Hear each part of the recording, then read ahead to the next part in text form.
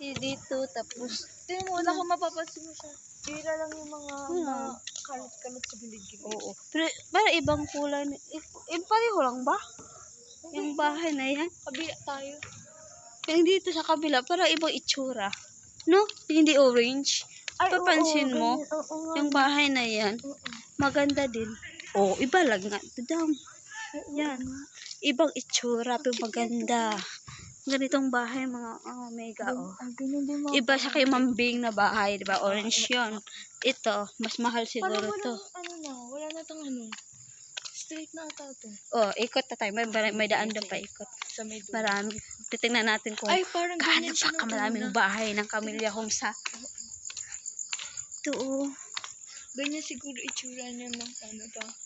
Iba-iba pa yan. Ay, mamaya kapag house tour natin yung kay Ate Din. Ay, sige. Kasi may dalawang kwarto daw din. May dalawang kwarto si doon tayo sa kwarto.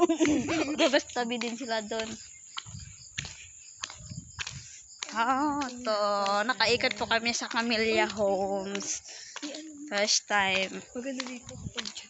Ganda din dito. Kapag umaga tapos mag-picture tayo. No, ay maaga tayo gigising. Picture tayo dyan. Napangit na lang view sa likod. Likod ang ano niya eh.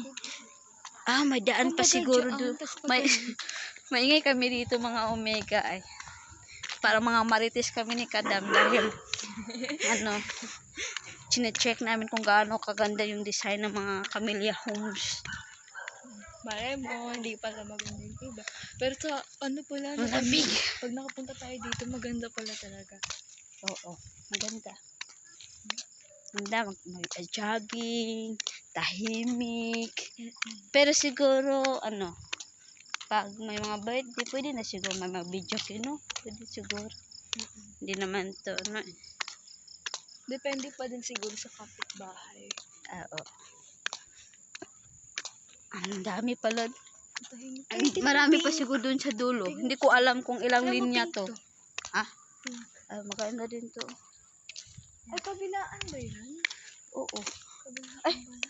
Oo, iba din sa harap, iba din sa para siyang parang dual tawag diyan, ang dual house, back to back. Mayroon ba? Basta may nakatirang pinsa namin.